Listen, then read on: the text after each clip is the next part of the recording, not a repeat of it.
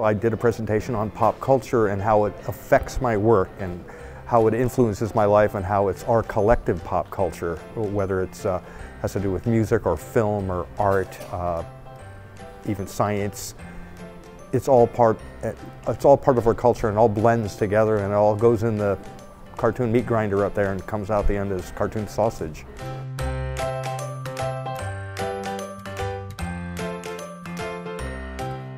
I started drawing in kindergarten.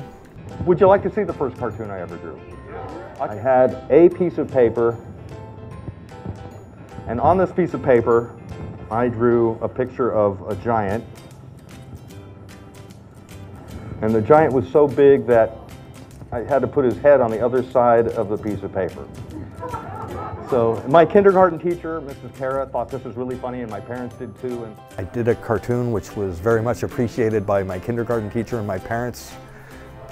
And they liked it, and the rest is history. Now, when I was about 7, my dad showed my brother, Paul, who is here. You can raise your hand, Paul. And my sister and I all to draw one of his favorite cartoon characters. And it was modeled on this character. Does anybody recognize this character? That's Alice the Goon from Popeye.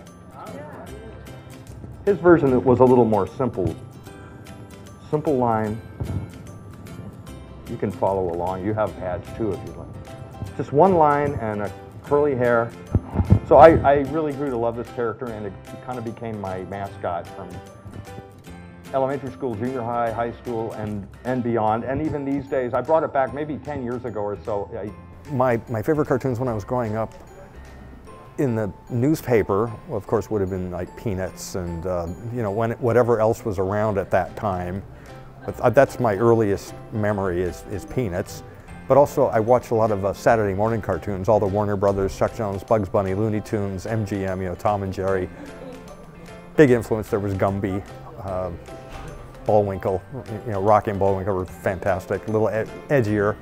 All that plays a part in my life, all the influences. Would you like to see the very first Rubes cartoon that appeared in print? This is, what do you mean you forgot the groceries? Honestly, Frank, you'd forget your head if that wasn't screwed on. So, you know, it's very nice of you to laugh because it's a terrible, terrible gag. But that was November 1st, 1984 in the Antelope Valley Press. We moved here in 1999. My wife had relatives here, which means they're my relatives too. And we just kind of fell in love with the area and drove up and down the coast and found our little place in Nipomo.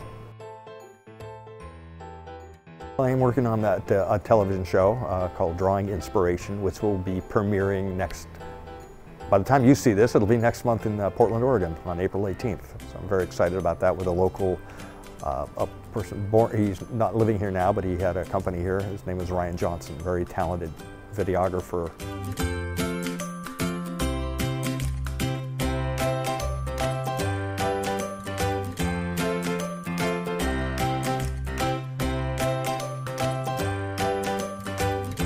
Stay in school, get a real job.